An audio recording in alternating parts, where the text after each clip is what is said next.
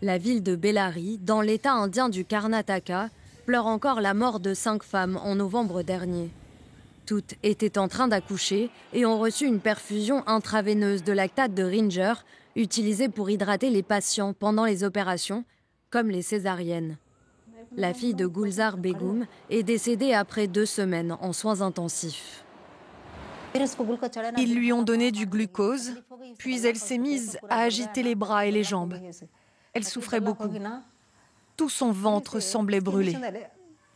Sa douleur ne faisait qu'augmenter et elle n'a jamais repris connaissance. Et puis elle est morte. Elle venait tout juste de devenir mère. Le gouvernement nous a donné 10 000 € en compensation, mais je le leur rendrais s'ils pouvaient me ramener ma fille. Aujourd'hui, ma petite fille n'a plus de mère, elle n'a que son père. C'est très dur de s'occuper d'un enfant. Une mère est irremplaçable. L'entreprise pharmaceutique qui produit ces perfusions a été tenue responsable du décès de ces femmes. L'enquête a révélé que les poches étaient contaminées par des endotoxines, des substances toxiques libérées par les bactéries. Un exemple parmi d'autres dans ce pays devenu en quelques années le premier fournisseur mondial de médicaments génériques qui détient 20% du marché global. At least 18 children have died there after consuming a syrup manufactured by Indian drug maker Marion. En 2023, l'Organisation mondiale de la santé alerte après la mort de plus de 300 enfants ayant consommé un sirop pour la toux produit sur le territoire indien. By US drug regulator FDA found one person died of bloodstream infection. Quelques mois plus tard, les autorités américaines révèlent 68 cas d'infection oculaire et un décès causé par des larmes artificielles fabriquées, elles aussi, en Inde. Avec plus de 10 000 unités de production pharmaceutique dispersées sur l'ensemble de son territoire, le pays peine aussi à contrôler les médicaments contrefaits ou de mauvaise qualité qui se retrouvent sur le marché. L'an dernier, près de 3 000 d'entre eux ont échoué au contrôle de qualité. Environ 300 ont été déclarés contrefaits. Cette entreprise pharmaceutique exporte anti-inflammatoires, médicaments cardiovasculaires et des dizaines d'autres génériques vers 7 pays différents. Makarand Mashkar est responsable des opérations de production depuis 2 ans. Ici, c'est la zone de distribution où nous préparons le paracétamol. La production est divisée en 3 sections où sont produits différents sirops et cachets, comme ces comprimés de paracétamol, prêts à être exportés vers l'Australie. Et voilà la boîte finale que nous obtenons. C'est depuis cette zone que sont envoyés les différents médicaments à travers le monde.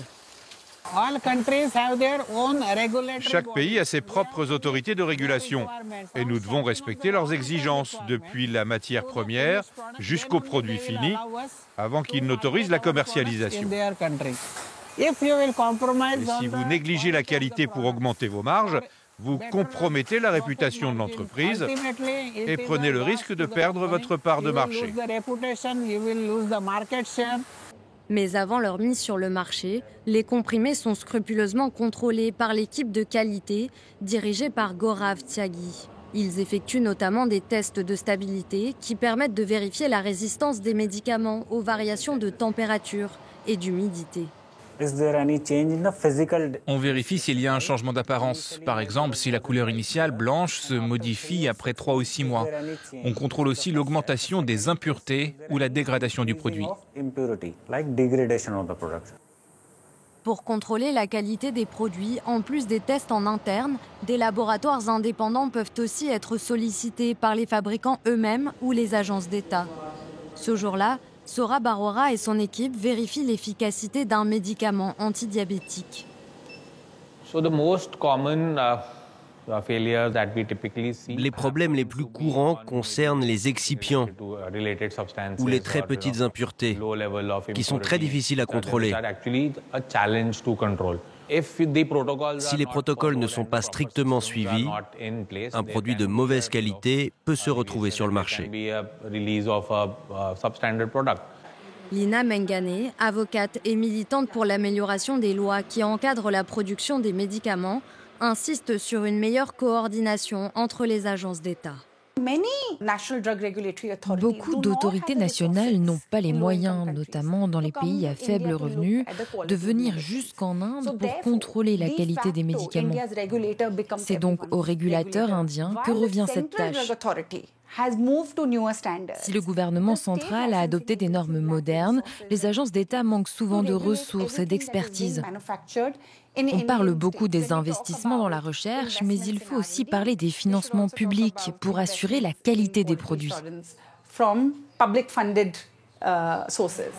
Les experts affirment que des règles strictes sont essentielles pour renforcer la confiance mondiale dans l'industrie pharmaceutique indienne, dont le chiffre d'affaires devrait atteindre 130 milliards de dollars d'ici 2030.